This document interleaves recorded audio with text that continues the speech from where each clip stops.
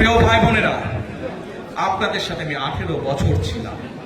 বিভিন্ন সময়ে বিভিন্ন অনুষ্ঠানের অনেক মানুষের সাথে দেখা হয়েছে। আপনাদের সাথে বহু স্মৃতি আমার রয়ে গিয়েছে।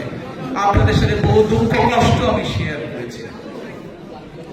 আপনারা বিভিন্ন সময় আমার বক্তব্যের শুরুতেই বলছি, যুক্তরাজ্য সহ বিভিন্ন দেশের প্রবাসী, বিশেষ করে যারা জাতীয়তাবাদী বাংলাদেশি জাতীয়তাবাদের রাজনীতিতে বিশ্বাস করেন, আপনারা বহু মানুষ বিভিন্ন সময় আমার পরিবারের দলের বিপদের সময় বিপদের সময় আমাকে মানসিকভাবে সাহস দিয়েছেন, সহযোগিতা করেছেন, সমর্থন জুগিয়েছেন।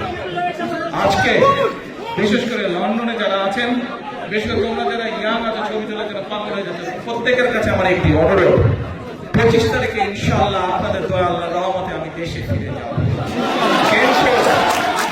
কিন্তু এখানে উপস্থিত, এই ঘরে উপস্থিত প্রত্যেকটি মানুষের কাছে আমার অনুরোধ, দয়া করে কেউ আপনারা এয়ারপোর্টে সেদিন যাবেন না। দয়া করে কেউ আপনারা এয়ারপোর্টে যাবেন না আপনারা, কারণ এয়ারপোর্টে গেলে একটি হট্টগোল তৈরি হবে এবং মানুষ জানবে যে এরা সব বাংলাদেশি এবং দেশের সুনাম নষ্ট হবে, দলের সুনাম নষ্ট হবে। যারা এয়ারপোর্টে যাবেন না, যারা সেদিন এয়ারপোর্টে যাবেন না, আমার আজকের এই অনুরোধ যারা রাখবেন, আমি ধরে নেব তারা দল এবং সর্বোপরি দেশের সম্মানের প্রতি মর্যাদা রাখবে। আর আমার মানা করা সত্ত্বেও, আমার অনুরোধ করার পরেও যারা যাবেন, আমি ধরে নিতে বাধ্য হব তারা ব্যক্তিগত স্বার্থের জন্য সেগুলি। তাদের আপনাদের কাছে বিনীত অনুরোধ রেখে আমার বক্তব্য শেষ করছি।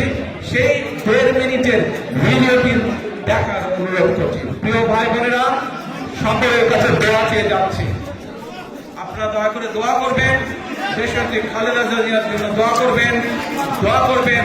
আপনাদের সামনে যে পরিকল্পনা তুলে ধরেছি, আল্লাহ যাতে আমাকে তৌফিক দেন, দেশ এবং দেশের মানুষের জন্য সেই কাজগুলো যাতে সম্পূর্ণ হবে। আল্লাহ হাফেজ। বাংলাদেশ জিন্দাবাদ, বাংলাদেশ জাতীয়তাবাদী দল জিন্দাবাদ।